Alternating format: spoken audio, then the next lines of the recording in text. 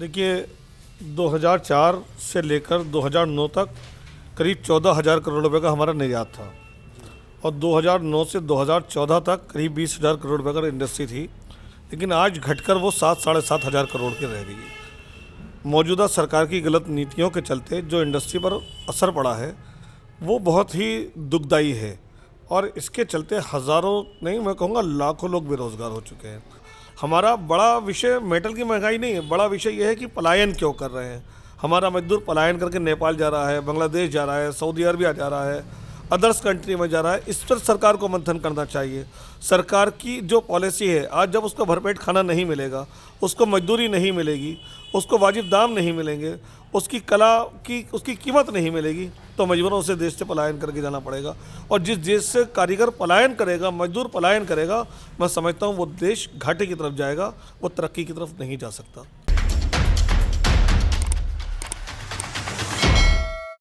नमस्कार, मैं नूर। आप देख रहे हैं आईपा यानी all India progressive politics association, एक ऐसा संगठन जो बात करता है कि राजनीति को प्रोग्रेसिव कैसे किया जाए, यानी वे सभी मुद्दे जो जनता के मुद्दे हैं, जन सरकार के मुद्दे हैं, उन मुद्दों को उजागर कैसे किया जाए। देश में राजनीति तो होती है, लेकिन राजनीति धर्म और जात पे होती है, हिंदू और मुस्लिम पे होती है, राजनीति विकास पे नहीं होती है।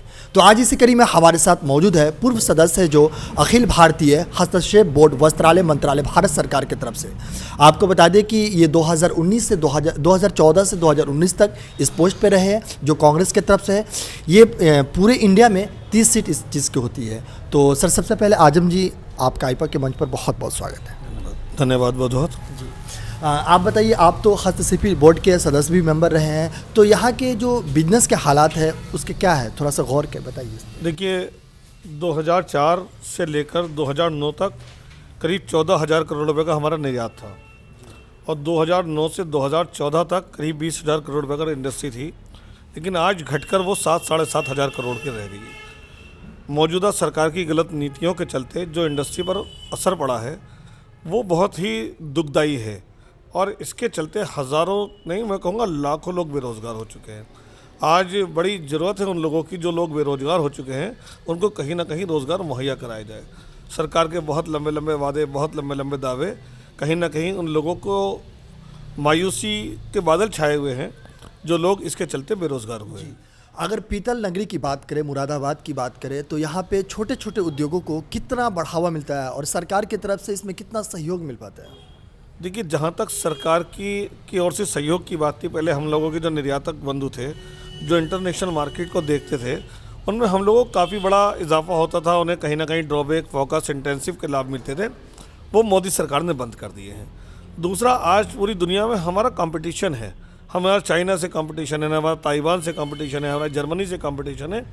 लेकिन उसके चलते सरकार की जो फॉरेन पॉलिसी है वो कहीं ना कहीं हमें मजबूर किए हुए है और हम उससे हताशा हैं। जी, प्रधानमंत्री मोदी जी हमेशा कहते हैं कि छोटे छोटे उद्योगों को बढ़ावा दे, हम उसका पूरी तरह से सहयोग करेंगे। वास्तविकता धरातल पर कितनी बात में इससे सच्चाई है? देखिए, अगर धरातल पर होती तो आज उनको विश्वास रैली ना करनी पड़ती। उन्होंने कहा सबका साथ, सबका विकास, सबका विश्वास, और अब वो जन विश्वास रैली निकालें तो इसका मतलब कहीं विश्वास नहीं जीत पाए देश की जनता का। इसीलिए उन्हें जन विश्वास रैली करने की आवश्यकता पड़ रही है। उनके नेता अमित शाह जी जन विश्वास रैली में जुटे हुए हैं, योगी जी जुटे हुए हैं, पूरा सरकार जन विश्वास रैली में जुटी है।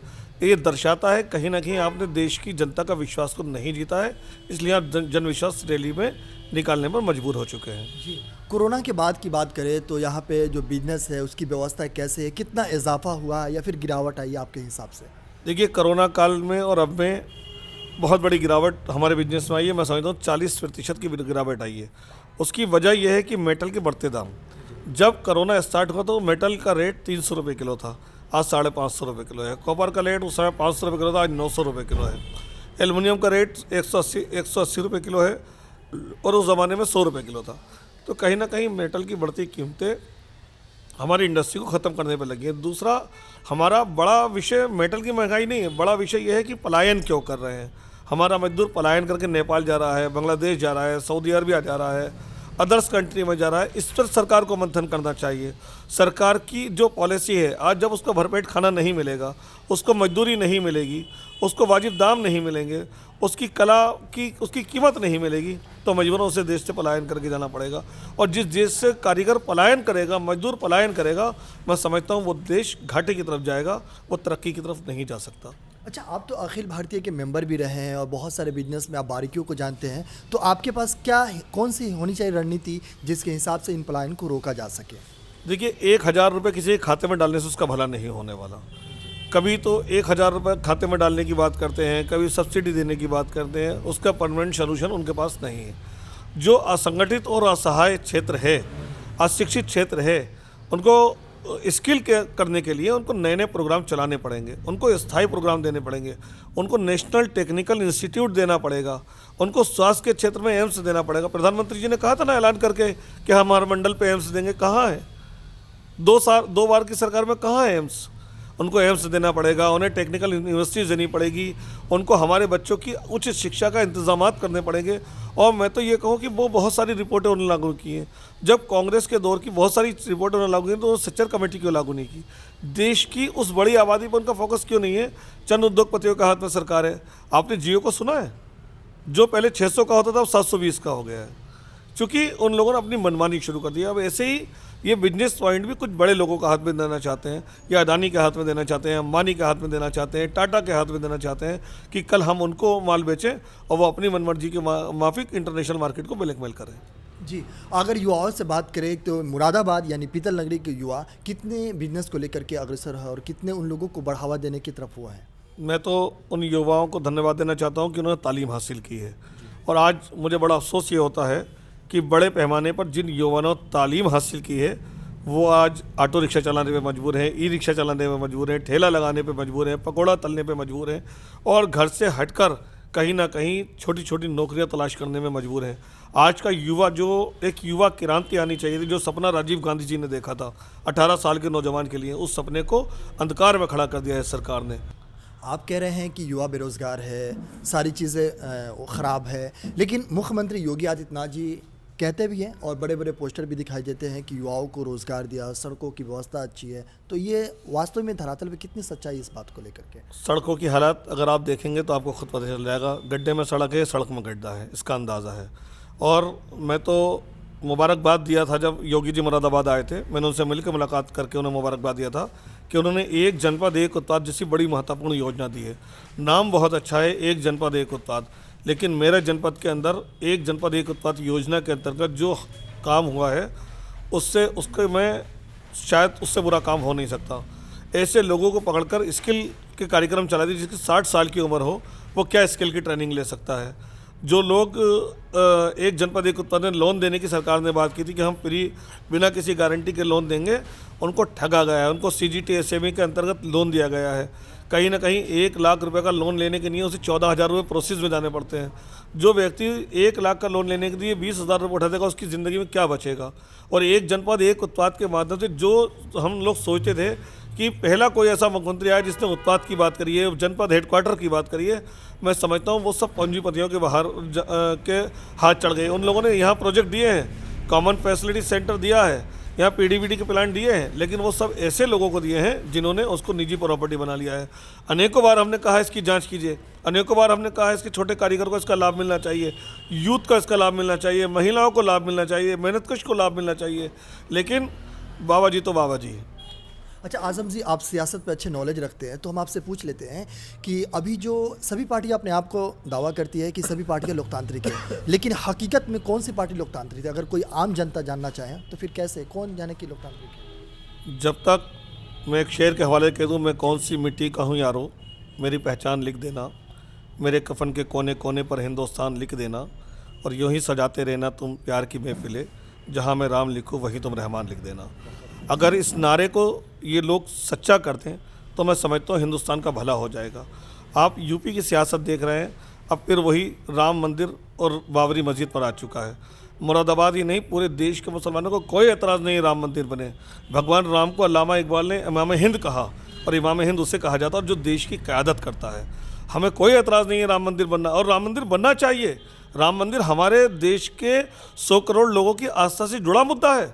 राम मंदिर को तो 100% बनना चाहिए, लेकिन राम मंदिर के नाम पर राम को बेचना जो है वो मुनासिब नहीं है। और जो लोग राम के नाम को बेच रहे हैं, मैं समझता हूँ जिन्होंने भगवान को नहीं छोड़ा वो किसे छोड़ सकते हैं। वो जिन्होंने भगवान को नहीं छोड़ा, आवाम को नहीं छोड़ा, तो मैं समझता हूँ वो क्या कर सकते हैं, ये आप जान सकते हैं। आप कह रहे हैं कि राम मंदिर बननी चाहिए, मस्जिद, हमको कोई एतराज़ नहीं है, तो फिर ये जो 92 के जो दंगे हुए हैं या जो मुसलमान दंगे करा रहे हैं, इस पर आप क्या कहेंगे फिर? तो मुसलमान दंगा करा रहा, आज़ादी से लेकर आज तक हिंदुस्तान की को बचाने में मुसलमान का बड़ा योगदान रहा।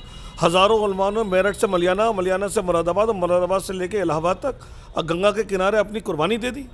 क्या मैं ऐसे लोगों के नाम गिनाऊं? हम क्या वीर अब्दुल हमीद को भूला जा सकता है? मौलाना अबुल कलाम आज़ाद को भूला जा सकता है? मौलाना हबीबुर रहमान नौमानी को भूला जा सकता है? जमीयत उलमाए हिंद की कुर्बानी को भूला जा सकता है? ज़रा मुझे वो लोग बताएं जो लोग आज हिंदुस्तान की आज़ादी पर गोडसे की पूजा करते हैं, जिन्होंने 60 साल तक तिरंगा नहीं ले रहा है। और हम लोग तिरंगे की बात करते हैं। हमारे देश का निशान तिरंगा, हमारी छाती पे तिरंगा है, हमारे दिल में तिरंगा है और आखिरी सांस तक हमारा निशान तिरंगा है। और हम उन लोगों से कह देना चाहते हैं, चेतावनी के साथ कह देना चाहते हैं, जो लोग जिन्होंने 60 साल तक तिरंगे को नहीं अपनाया है, शायद देश उन्हें अब अपनाने वाला नहीं है। अच्छा आज़म जी, जब भी चुनाव आते हैं भावनात्मक मुद्दे आ जाते हैं, है ना, कि हिंदू मंदिर, मस्जिद, ये सब तमाम मुद्दे आ जाते हैं और रोज़गार, स्वास्थ्य, शिक्षा संबंधी मुद्दे कहीं ना कहीं गायब हो जाते हैं। तो इसको जो विकास के मुद्दे हैं, इसको कैसे उजागर किया जाए, मेन स्ट्रीम राजनीति में कैसे इसको लाया जाए? देखिए, जिनके पास विकास की विचारधारा की कोई बात ही नहीं है, वो लोग इसकी बात नहीं करते। अगर मैं आपसे उससे पूर्व की बात करूं कि अब से 60 साल में जहां सुई नहीं बनती थी, वो देश दुनिया की तीसरी ताकत बनकर उभरा। ये किसकी देन थी? ये कांग्रेस विचारधारा की देन थी, विकास पुरुषों की देन थी, पंडित जवाहरलाल नेहरू की देन थी, राजीव गांधी की देन थी, इंदिरा गांधी की देन थी। और आज के जो लोग हैं वो लाल किला बेचते हैं, वो रेल बेचते हैं, वो गेल बेचते हैं। बेचने वालों में और बनाने वालों में बहुत फ़र्क रहता है। अच्छा, कांग्रेस पर हमेशा आरोप लगे रहे कि ये परिवारवाद की पार्टी है, तो इस बात में कितनी सच्चाई है?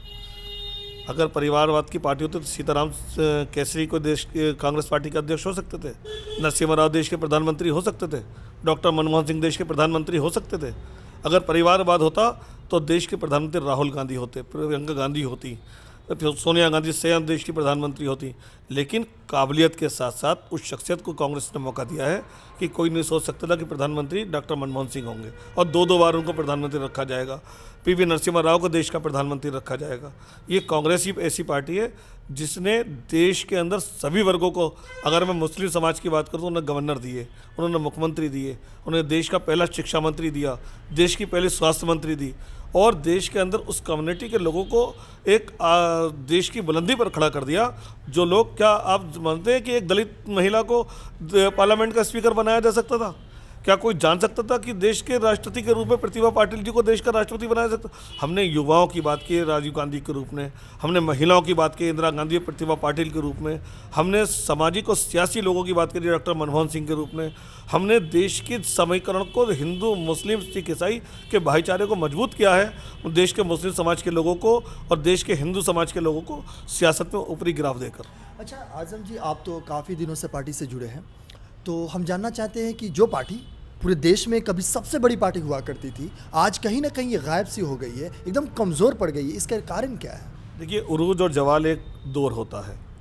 जब उरूज होता है तो गधा भी जेवरा लगता है और जब जवाल होता है तो जेवरा भी गधा लगने लगता है। जब कांग्रेस की नीतियाँ, कांग्रेस के लोग, मैं ये कहूँ कि अब नया नौजवान है, जो इस 20 साल का नया नौजवान है, उसको गुमराह करने वाले लोग कांग्रेस का काला आईना दिखा रहे हैं। जिन लोगों ने कांग्रेस के असल आईने को देखा, उन्होंने 60 साल तक सरकार दी है, अब पूरे देश में दी है। 125 करोड़ की जनता पर सरकार को चलाना, उनके इंफ्रास्ट्रक्चर को तैयार करना, एम्स, आरटीआई, बड़े बड़े संस्थान दे देना, ये कांग्रेस की देन है। मैं तो उन नेताओं को सलूट करता हूँ जिन्होंने आने वाले समय में, किसी को ये नहीं पता था कि 2020 का दशक ऐसा आएगा कि पूरा हिंदुस्तान हिल जाएगा।